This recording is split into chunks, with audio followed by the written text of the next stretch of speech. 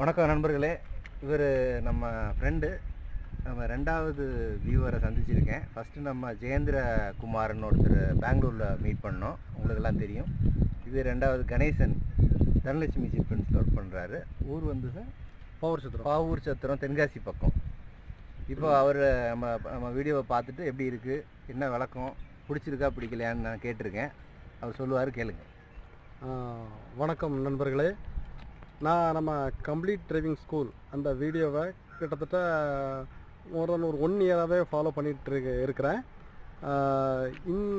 நான் இந்த டிரைவிங் யூடியூப்பில் வர்றதை வச்சு தான் நானே டிரைவிங் வந்து கற்றுக்கிட்டேன். அதில் வந்து பேசிக் ஆகட்டும், gear change, gear shifting, speed breaker tips எல்லாமே பார்த்துக்கிட்டு வந்திருக்கிறேன். இந்த எனக்கு கம்ப்ளீட் டிரைவிங் ஸ்கூல் வந்து என்னோடய டிரைவிங்க்கு வந்து கிட்டத்தட்ட ஒரு மோர் தென் 90% எனக்கு சப்போர்ட் பண்ணியிருக்குன்னு சொல்லலாம். எனக்கு இந்த சாரோட வீடியோ பார்த்ததுக்கப்புறம் தான் என்னோடய ஃபியர்லாம் கூட போயிருக்குது. நான் இப்போ தான் ரீசெண்டாக நான் கார் வாங்கினேன், மாருதி டிசைர் வாங்கினேன். ஃபுல்லாகவே வந்து சாரோட வீடியோ வச்சு தான் எனக்கு ஒரு மெயின் பக்கபலமாக இருந்ததுன்ட்டு சொல்லலாம். யார் உங்களுக்கு இதை அறிமுகப்படுத்தினா இந்த வீடியோ? உங்களுக்கு யாரோ ஒரு டிரைவிங் ஸ்கூல் நண்பர் சொன்னீங்களா, அவர் பேர்? எனக்கு ஜெயகிருஷ்ணன் ஒரு டிரைவிங் ஸ்கூல் இங்கே இந்த ஊருக்காரரா? பவர்சுத்தர்காரர் தான் எனக்கு சொன்னாப்புல. நீங்கள் யூடியூப்பில் இந்த மாதிரி கம்ப்ளீட் டிரைவிங் ஸ்கூல் அந்த இதை நீங்கள் பாருங்கள் அப்படின்னு சொன்னாப்புல.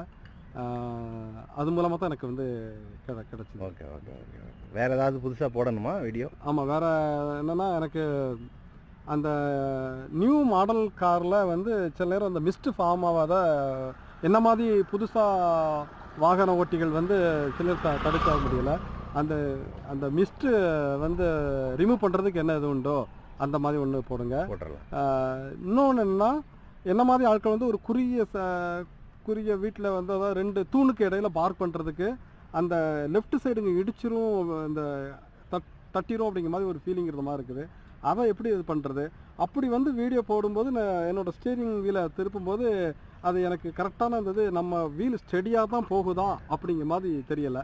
அதை மாதிரி அந்த நம்ம ஒரு இதுக்குள்ளே போய்ட்டு திருப்பி ரிவர்ஸ் வரும்போது கூட அந்த ஸ்டெடி இல்லாமல் நம்ம வரும்போது ஃப்ரண்ட் வீல் அந்த தட்டிமான மாதிரி இருக்குது. அப்போ யாராட்டும் ஒரு ஆள் இருந்தால் தான் நமக்கு வந்து அதை கரெக்ட் ரிவர்ஸ் இதாக வருது. அந்த ஸ்டெடியாக இருந்தால் தான் கரெக்டாக வண்டி பின்னோக்கி வரும். அந்த கொஞ்சம்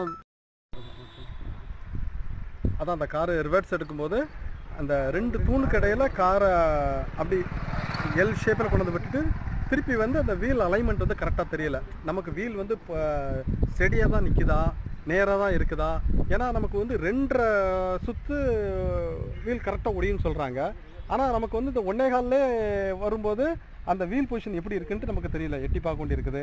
யாராட்டும் ஒரு ஆள் வந்து நமக்கு பார்த்து அது பண்ண வேண்டி இருக்குது. அப்படி பின்ன திரும்பி பார்க்கும்போது பார்த்தீங்கன்னா அந்த வீல் பொசிஷன் சரியானாலும் தூணில் இடிச்சிருமோன்னு தான் இருக்குது. பட் ஸ்டெடியாக வந்து அந்த வீல் கரெக்டாக இடிக்க மாட்டேங்குது. பாடி எங்கேயாட்டும் தட்டிடுமோ அப்படிங்கிற மாதிரி ஒரு ஃபீலிங் இருக்குது. எத்தனை அடியில் போனால் நம்ம வந்து வண்டியை வந்து பார்க் பண்ணலாம், அப்படி விடலாம் அப்படின்னு ஒரு வீடியோ கொடுத்தாங்கன்னா இன்றைக்கே கொடுத்துருவோம் உங்களுக்கு. உங்கள் கார்லேயே கொடுத்துருவோம். நீங்கள் சாயந்தரம் ஃப்ரீயாக இருந்தீங்கன்னா சொல்லுங்கள், நான் நேரடியாக உங்களுக்கு சொல்லித்தரேன். இன்னைக்கு ஃபுல்லாக அவங்க கூட தான் இருக்கிறேன் நான். ரைட்டு, பண்ணி கொடுத்துருவோம் இன்றைக்கி ஈவினிங். நண்பர்களே பாருங்கள், இவர் நண்பர் பேர் முருகேசன். இவர் நம்பர் முருகேசன். ஃபியட் புண்டோன்னு ஒரு மாடல் வச்சுருக்காரு. இவர் ஸ்ரீராமில் ஒர்க் பண்ணுறாரு, சிட்ஸில். இப்போ இவர்கிட்ட பேசும்போது ஒரு அனுபவம் கிடச்சிது. அவருக்கு தெரியாமலே ஒரு ஆக்சிடெண்ட் ஆன வண்டியை வாங்கியிருக்கிறாரு. நண்பர்கள் அது மாதிரி யாரும் வாங்க வேண்டாம். ஏன்னா வண்டியை வந்து ஒரு எக்ஸ்பீரியன்ஸான மெக்கானிக் வச்சுட்டு, அதுக்கு தான் நான் திருப்பி சொல்கிறது எல்லா வீடியோலையும் பார்த்து வாங்குங்க. ஏன்னா நம்ம வண்டியை பார்த்தோன்னா அந்த கலரு, அந்த உள்ள இன்டீரியரு, பாட்டு, சவுண்டு இதை தான் பார்க்குறோமே தவிர அது என்ன கண்டிஷன்றதை கவனிக்கல.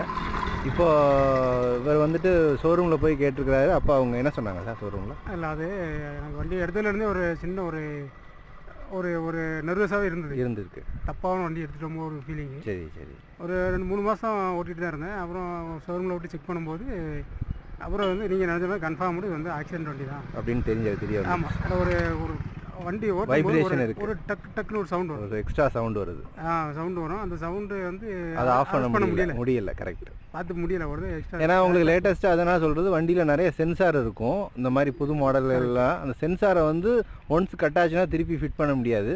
அந்த சென்சாருக்காகவே நீங்கள் கிட்டத்தட்ட 50,000 செலவு பண்ணுற மாதிரி ஆகிடும். இல்லைனா வண்டி அங்கங்கே ஆஃப் ஆகும், வண்டியில் என்ன ஏகப்பட்ட பிரச்சனைகள் வரும். அது உங்களுக்கு அவாய்டபுள் டிஸ்டர்பன்ஸை லைஃப் ஃபுல்லாக கொடுத்துட்டே இருக்கும். ஃபஸ்ட்டு மன நிம்மதி இருக்காது, அதான் மெயின். அந்த சவுண்டை அரெஸ்ட் பண்ணுறதுக்கு ஷோரூம்காராலே முடியாது, வண்டியை நம்ம வாங்கிட்டோமே அது ஒரு எண்ணம். ஷோரூமாலே முடியாது. பிடிச்சிருந்தா சப்ஸ்கிரைப் பண்ணுங்கள்.